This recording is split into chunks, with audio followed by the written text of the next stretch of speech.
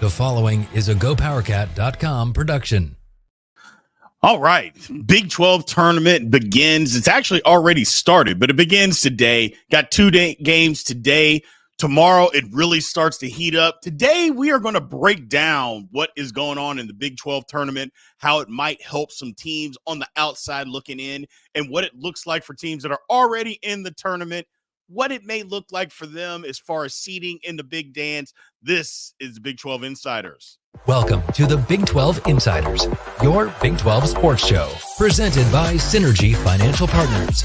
Now let's go to booming North Texas, home of Studio 73. Here's your host, Brien Hanley. Welcome, everybody. Again, this is Big 12 Insiders. This is your man, Big B, Brien Hanley. I appreciate everybody being here today. Thank you, guys. Remember, the Big 12 tournament, in my opinion, is one of the best postseason tournaments that are out there, barring the NCAA tournament. But as far as conference tournaments, the way that Kansas City does this thing is just incredible. This year, more than others, I think it's even better just because of the competition.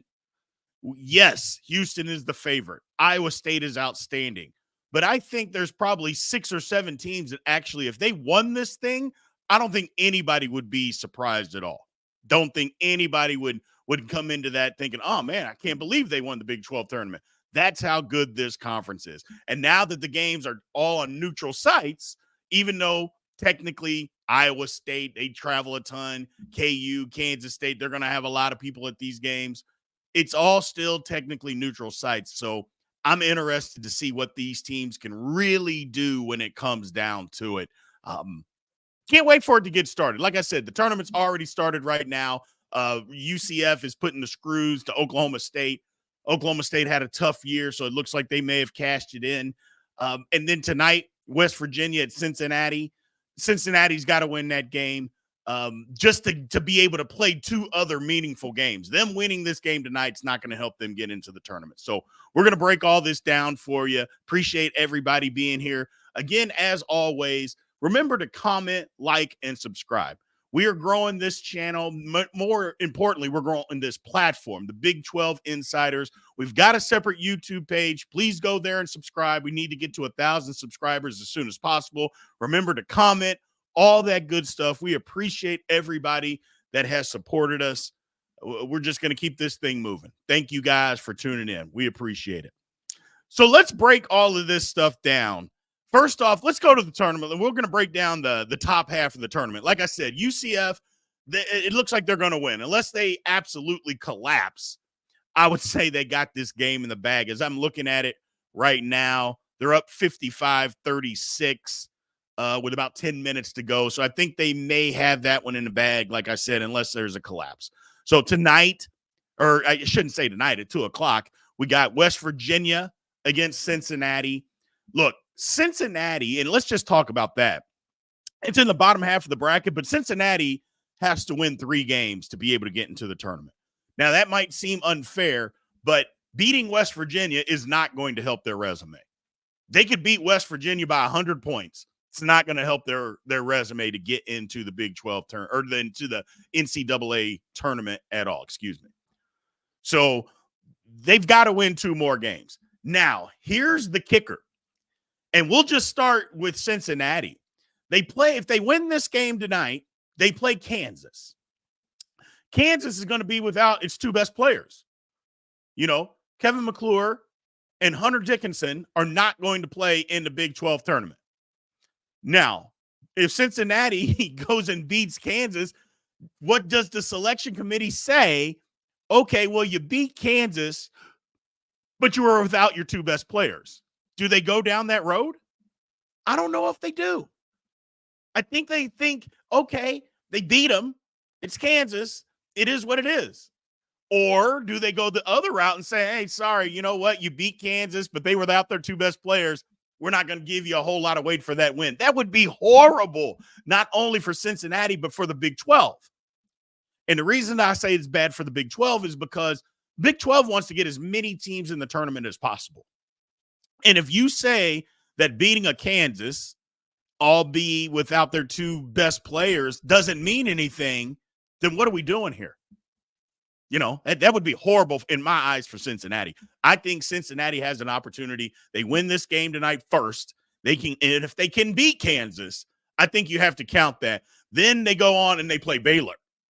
Well, you beat Baylor. I think if Cincinnati does that, they will be in the tournament. That won't push anybody out per se, unless somebody that's on the bubble, which we perceive to be on the bubble, gets pushed out from the conference. And we'll get into that a little bit later. But I think Cincinnati, they got to do their work tonight. They do that, then they got to beat Kansas and Baylor. If they do that, I think Cincinnati would be in the tournament. It might be in a play-in game. That it very well might be where they're going to Dayton. But at least you got that opportunity. It's better than not having any opportunity. So I think that Cincinnati would look to do that. Let's go up to tomorrow's game. So UCF, like we mentioned, looks like they're going to win this game today, so they're playing BYU. BYU is playing some of their best basketball of the season right now. I know they started off hot the season, but their non-conference wasn't that great. But they have really kicked it into high gear over the last week and a half, 2 weeks, and BYU is playing really good basketball. UCF has beaten some really good opponents, especially at home. So, and they just beat TCU on the road on Saturday, which we'll get to that here in a quick sec. But I think BYU's got to be able to win that to solidify a higher seed in the tournament. They're already in the NCAA tournament. If UCF wants to get into the tournament, I think they got to win the whole thing. I think they have to be able to beat everybody and just win the Big 12. I don't think getting to the semifinals, I don't think getting to the finals is going to do it for UCF. They're a 12 seed. And yes, they have some really good wins this year, but they also have some bad losses. So without them winning the Big 12 tournament, UCF is not going to make it into the big dance. So I think BYU, I would suspect, is trying to get to a 4 or 5 seed. That might be a stretch, but I think they're playing really good basketball, and I think they can get there. So the next game, OU and TCU. That one is really, really compelling. And here's the reason why. TCU has faltered here as of late. And like I mentioned, they gave away a game to UCF at home on Saturday. It seems like TCU here as of late is just trying to, I don't know, play themselves out of contention for the tournament. It just seems like they're not interested in being into the tournament. And that's the way that they're playing right now. I don't know if it's good. I don't know if it's bad. But either way, they got to win this game. They definitely got to win this game. We got some guys that are coming in with us. We got Michael Swain that's joining us. We appreciate it, Michael. What is going on, my man? Not much. Thanks for waiting. Appreciate it. No problem. No problem. We're just getting started here. We're basically just breaking down the bracket here on what's going on. We're talking about OU and TCU. So TCU, I think they got to win this game. Otherwise, they may be going to Dayton. I think they're in the tournament, but I think they got to beat OU. Otherwise, I think they're going to Dayton. And I mentioned this earlier. If Cincinnati wins 2 games and TCU loses, they might be on the outside looking in, Michael. Yeah, we're at this point now where it feels like kind of the Big 12 tournament is going to be kind of the maybe 2 teams that decide 3 spots in the tournament. And I think you're right with TCU at least. And they're a team that has just fascinated me all season because they have this level that they can get to that you saw, I think, at times against KU. I think you saw it against Houston. But then there are just some clunkers that get thrown in there. And you don't really know which team's going to show up. And maybe that's kind of the mark of a borderline tournament team, one that maybe plays in the first 4. And so for me, I'm fascinated to see which TCU team shows up. And look, Oklahoma's got some stuff going on in the background here, right? Porter Mosier's being linked to DePaul by all sorts of people. Like he even had to put out his own tweet yesterday, right? How often do you see, you see it all the time, right? In college football, Chris Kleiman, Lance Leipold, they get linked to other jobs. Like it's not very often that in season you see a college basketball coach getting linked to another job. Right. And Porter Moser can come out and say, "Oh, I'm not going," all that. Like, Mm-hmm. it's not going to determine if he actually goes or not, you know? So how's Oklahoma going to deal with all that going on behind the scenes? And they're a team too that, you know, had a really good non-conference schedule, and that's what's going to help them in the tournament resume. But, Right. you know, they haven't been super consistent in conference play. They competed, they got a little banged up there, but, you know, it's not been perfect. So I think for me, like, this is the most exciting game, I think, of kind of this first little batch of games, because I think it's two teams that both need to win. I think you're right, though, with TCU. They probably, if you're going to power rank which teams need it more, I think TCU probably is that one. So Yep. I think for me, when I look at them, it's a question of, okay, can your guards go out there and have one of those big time performances, whether that be defensively, right? They love to push the pace, turn things up, force teams into turnovers. Are they able to do that? Or is this maybe a different paced game where it's going to come down to, hey, how is a Jameer Nelson Jr. going to shoot the ball?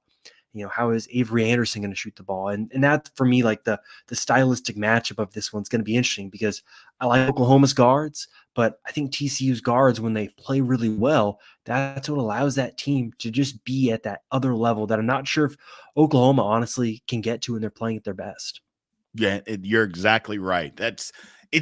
I mean, I think TCU actually is a better basketball team, but how they've been playing here down the stretch, Michael. I'm just not sure. I'm not sure that they're going to win this game. I mean, I do think they're better when they're playing and firing on all cylinders, but you know, especially watching that game on Saturday. I watched a lot of that game on Saturday against UCF, and they almost seemed uninterested, you know, in trying to solidify. Now, I don't want to take anything away from UCF, but at the same time, TCU is better than they are. But I mean, it's Big 12 conference is really tough, but I just think if TCU's got to win that game, I really think they do. They could be in some trouble, you know, if they don't. I think they're in. I think they're solidly in the tournament. But if some other things happen in this tournament, I don't know. I don't know. We'll get to that here a little bit later. It could be rough, though. It could be rough. I think so. And like, if you want to look at like the form chart for these two teams, it's pretty similar. Like, it's not like Oklahoma surged at the end of the season or TCU surged at the end of the season. I think from what I got it here in my notes somewhere, but I think like TCU is 2-4 in the last 6, and Oklahoma is 2-5 in the last 7. Like, these are two teams that were crawling to the finish line. And I think for Oklahoma, that's injury related. For TCU, you know, it's like, what necessarily is there to blame it on? So I think for me, like, this is, again, the game I'm most fascinated to watch, because it's two teams that are very just similar in that they had different parts of the season where they looked really good, and they've had this end of the season where it's a question of, okay, which team is going to kind of show up in this game, and it's neutral court. I'm not really sure if either team's going to have any sort of home court advantage in this one. So I'm really fascinated to see how this one plays out. Absolutely. The next game is, to me, I think it's intriguing. Kansas State against Texas. Look, obviously, Kansas State's got to win the game. If they have any illusion of making the tournament, they have to win this basketball game. There's no ifs, ands, or buts. If they miss it, they'll be out. Texas, on the other hand, and I've been saying it for weeks, they've got some of the best talent in the country. Texas, they just do. Do they put it all together all the time? No. But when they do, you see it, and they look outstanding. But then they can look awful at the same time. You know, they look great one game, awful the next game.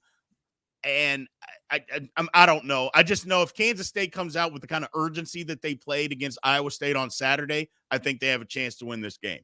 If they come out and they turn it over again 18 times and they don't rebound well and they don't shoot it well, they'll get beat, and that'll be the end of it. So I just think it's one of those things. I think there'll be a lot of Kansas State fans at the game. You know, I don't know how many Texas fans are going to show up. So they got to try to use that to their advantage, Michael, and hopefully, and I say hopefully, I want as many Big 12 teams to be able to make the tournament. And I think this would help the Big 12. If Kansas State wins, that gives another opportunity for another team to get in. So that's what I mean. Hopefully, that's what I mean by that, because I want to see 10, 11 teams make it, but they got to win this game.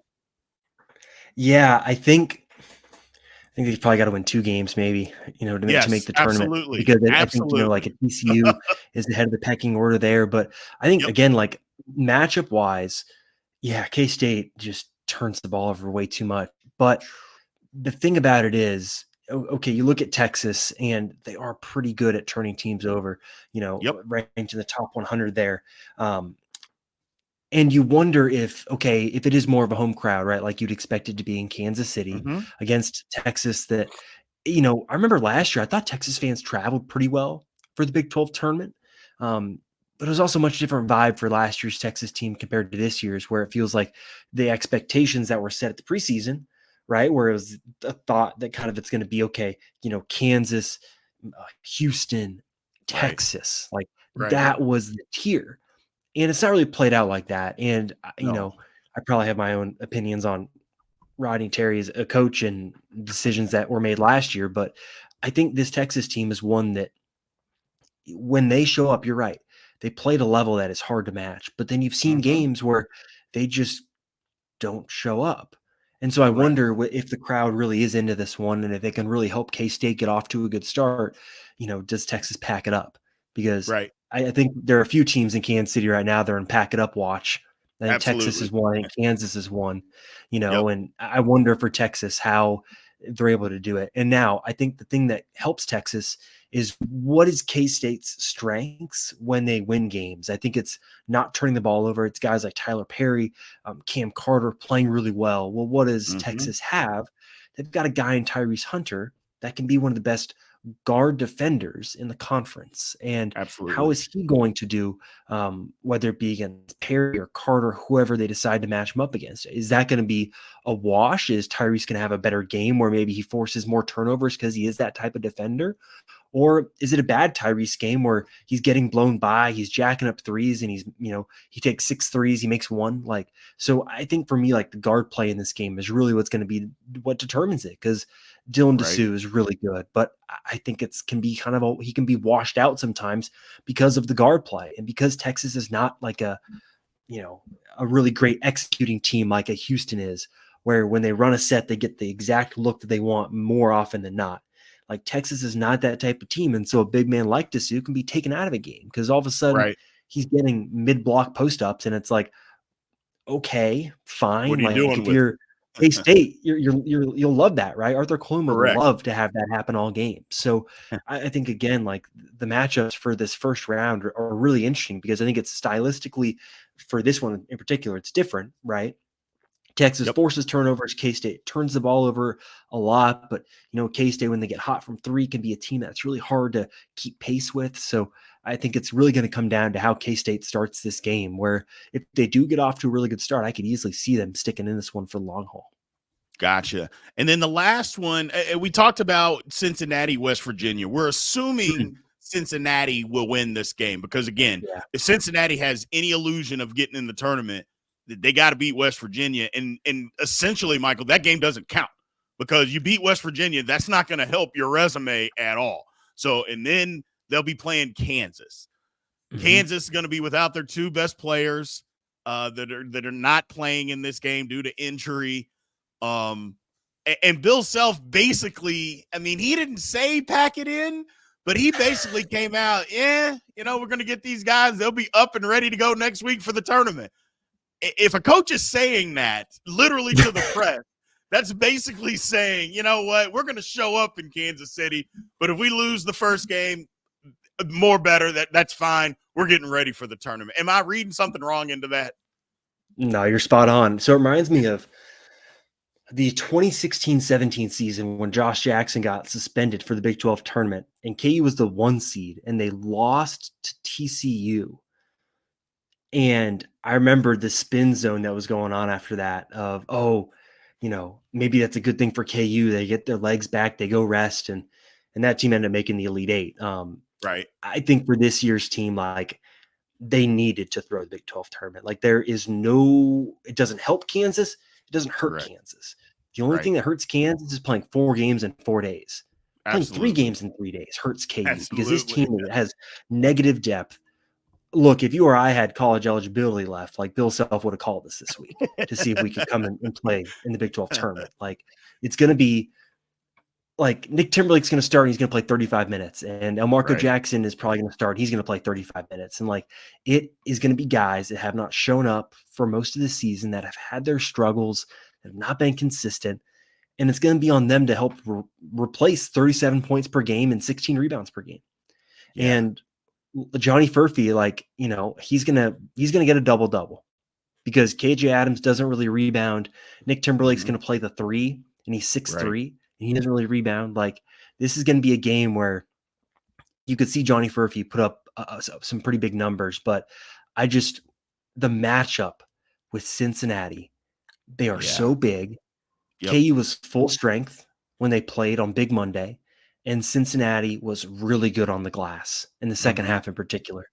And that is what concerns me most looking at this game for KU. And for Bill Self, he's probably like, yes, this is perfect, because they're going to get demolished on the boards. They just are, Right. because it's going to come down to, can Kansas's small ball come, you know, Bill Self has a saying, and the coaching staff has talked about this, you know, speed beats size. And that's what they're going to have to rely on in this game. Can they get Right. out in transition? Can they score transition baskets? Can a guy like Nick Timberlake make 5 threes in a game?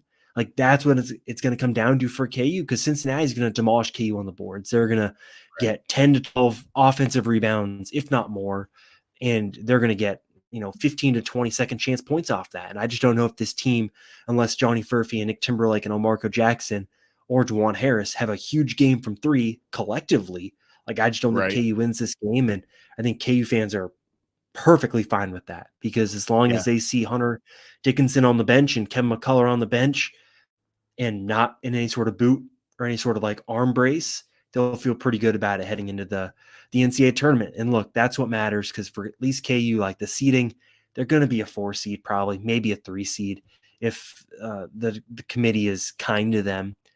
And if they won the Big 12 tournament, cool, they maybe be a higher 3 seed.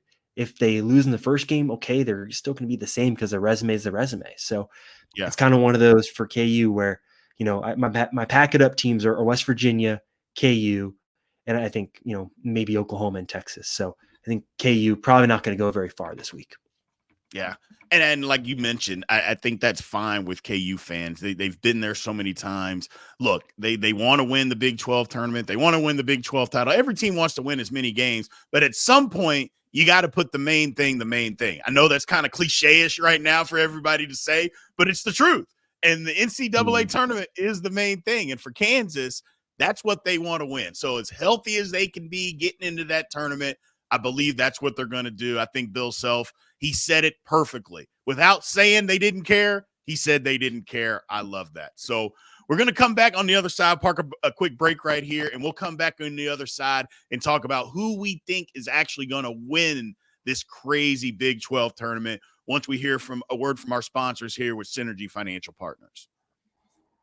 At Synergy Financial Partners, the mission is to change the way Americans plan for their financial future. Synergy doesn't just offer you a financial plan. At Synergy, the goal is to help you find your best financial future. Learn more at synergyfinancial.com.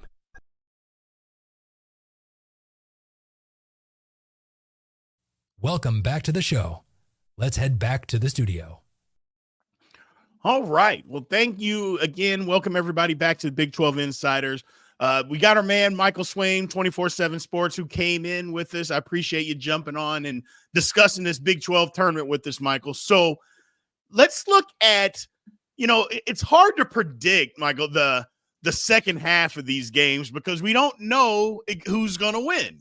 So you go to the next round and it's hard to say, okay, well, we think this is going to happen. Like, who's going to play Texas Tech? Well, it's tough to try to do those kinds of things when you don't know who's going to win. And I don't even think it's really constructive to try to do that, because let's just talk about, who do we think is going to win this? Like, who do you feel like is going to win this? Do we think that Houston is just that much better and have separated themselves to say, you know what, we're going to go win 3 games in 3 days and we're winning this tournament? Or do we think Iowa State is saying, you know what, we had a hiccup on Saturday at Kansas State. You could probably see it coming. Kansas State was a desperate team playing. They beat us. We didn't play our best game. But you know what? We're ready to win this thing. And you know Iowa State fans would love to win the Big 12 tournament. As many fans are going to be in Kansas City. Or does Baylor win it? Or Texas Tech? Or anybody? Who do we think? Or a better question is, who are you thinking, Michael, that's going to have the best chance and is going to end up winning this thing? Well, so, I think about the good Kansas teams, right? Where they go into Kansas City, they've won the Big 12, and then they go and win the Big 12 tournament. Right. The teams that really go on to have success, like the Final Four team a couple years ago, they went into Kansas City and won the Big 12 tournament. That is really important because I think those are the best teams, right? The ones that can go in and do those 3 games in 3 days. And I think Houston should be the favorite. I think that's going to be really important for them because they need to show that, yes, we were kicked people's butt at home. We had a road loss, at some of the better teams in the conference. But when it comes to neutral floor, we are the best team. And the other thing that is really important in these games is having a crowd because they give you energy. And I'm fascinated to see what the crowd is going to be like for Houston. Right. Because it isn't an Iowa State, a KU, or a K-State where that if they are playing on Saturday, it's going to be packed. It's going to be 75% them, unless it's KU and Iowa State playing like a couple years ago, and that was 50-50 and one of the best Big 12 tournament title games I can ever remember. That was so much fun to cover. But, I for Iowa State, right, they kind of struggled offensively down the stretch. Shot under 40%, I think, over the last 4 or 5 games of conference play. And for TJ's teams, right, they are so good defensively and they play with so much effort that crowd can really help them. Correct. And I wonder if we do get a matchup of an Iowa State and Houston, if Iowa State, they've struggled, maybe some heavy legs, but that crowd and the ability to have that crowd advantage, how much is that going to help them? And so, right, these are some of the factors I think you got to think about with the conference tournament when you are playing 3 games in 3 days. And so I think for me, if I'm going to power rank it, I don't think any team that's not getting a double bye is going to win because 4 games in 4 days in this conference is just stupid. Like you're not doing that. That's impossible. Nothing's impossible, but it's impossible. Right. So you're really asking yourself, okay, is it going to be Baylor against Iowa State? Okay, who wins that game? I think probably Iowa State. Baylor a little too hot and cold for me at times offensively with what they do. And then you look at Houston and Texas Tech, and I think Houston wins that. Just because Texas Tech has been good. They had a really good start to conference play, but kind of maybe a little unremarkable towards the end. And so I really do think this comes down to Iowa State and Houston. And then I think it shows up in the tickets. Who's going to have the most fans there? And I think it's going to be Iowa State. And so I think for me, like if you said, hey, Michael, Iowa State's going to beat Houston in the Big 12 title game or Big 12 tournament title game, I'd say, yeah, I totally believe it. If they told me, Houston's going to go out there and they're going to have some fans there, but they just are the best team in the conference and they're going to win that game because they're physically dominating. Jamal Shedd's the best player in the conference. I'd say, yeah, I believe it. So I really do think it comes down to those 2 teams in what would be, I think, probably one of the better, Big 12 tournament championship games that I can remember. Because last year's was kind of a dud between Texas and KU. And, it just hasn't always been the best game. And I think that would be the best 2 teams in the conference going at it. I think that'd be really exciting.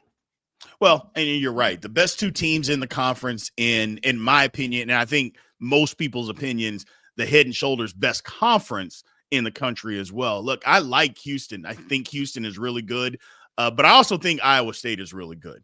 And if Iowa State gets to the conference championship game, they're going to, just what you said, they're going to have a home field advantage over Houston. And if we remember, they beat Houston at home earlier in the season. And while it was a good game, Iowa State handled them.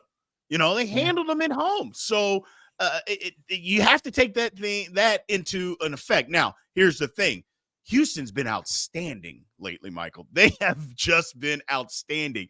And they play that crazy defense. They're going to get up in you. They're going to rebound the basketball.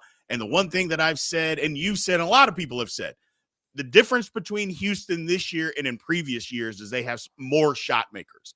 They usually had one, and now they've got several of guys that can literally put the ball in the basket, which has it's kind of been a thing for Kelvin Sampson and these Houston teams where you knew they were going to get after you, and you knew they had a guy that could score, but they never had multiple guys that could score. And that was the difference. They didn't have guys all over the place. Well, now they do. And they're still playing that tough defense, which in college basketball or just basketball in general, it's tough to find these days, and they've been able, that formula, it works. It absolutely works. And they have total buy-in. I think I like Houston to win this thing. But here's an outside shot. I wouldn't be surprised. And I know we said 4 games in 4 days is basically impossible. Give me BYU to just get crazy hot and make a bunch of shots and win it. Now, is it likely? Because you know how shooting goes. I mean, it comes and goes, and it usually, if you make a bunch one game, you don't make any the next game.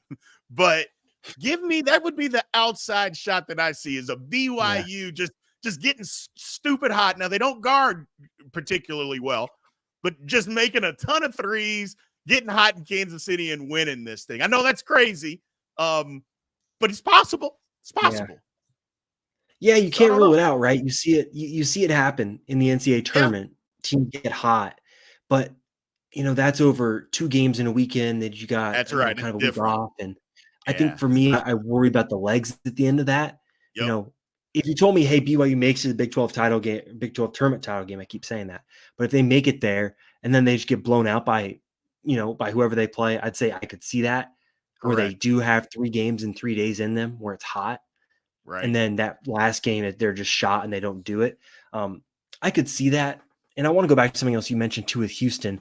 I think the thing that makes them such a champion is there was that Iowa State game early in the season where they got punched in the mouth and they kind of struggled and they just looked like they were trying to contend with playing at that level where all these other teams in the Big 12 know what that level is like. You go and play in Hilton and you know what that's like. You go and play in Allen Fieldhouse and you know what that's like. And for me, the thing that made Houston such a deserving winner of the conference is the fact that I think as time went on, they continued just to hit new levels where I think you look at other teams like a Kansas, where Kansas would like hit a level against Houston where they just go crazy and they play really well. And then they drop down. And I think for me, that's what makes them so impressive. And I think why they're so deserving, because I think the great teams in this conference have a knack for, there's always a rough patch in January, right? KU fans know this really well. Like there's always 2 losses in 4 games or 2 losses in 3 games. Fans freak out. We're not going to win the conference. We're screwed. This is the worst team of so-and-so era. And then the team bounces back because they have that mentality. And I think Houston just has that mental edge to them where I don't think it matters anymore. Correct. Who they play, where they play. It's about them and controlling their own performance, where I think early in the season, you could see some things fall apart for them in some of these games, like a Kansas game and a Iowa State game. And so I think for me, that is why I'm going to pick them. But to circle back to BYU, like if you were to pick one team outside of the top 4 that could do it, it is BYU, right? Like Texas is not going to do it. K-State's not going to do it. No. Like nobody in the bottom half really, is going to do it out of that group. Like, so I really do think if you're going to do like if you're living in Kansas, sports wagering is legal.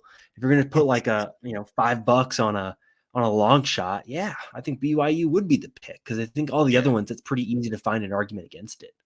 Absolutely.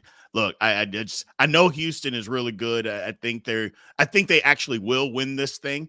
But I just wouldn't be surprised to see somebody jump up there and get them, and somebody that we may not expect. The only team that, I shouldn't say the only team, but one of the teams that I think that is good, but I don't know, just kind of what you mentioned, the inconsistency of the shooting, but then also their defense is Baylor.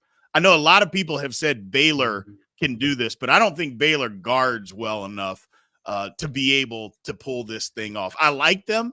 I actually really like them in the NCAA tournament, but in this tournament where teams kind of know you a little bit, I don't think Baylor's one that can win it.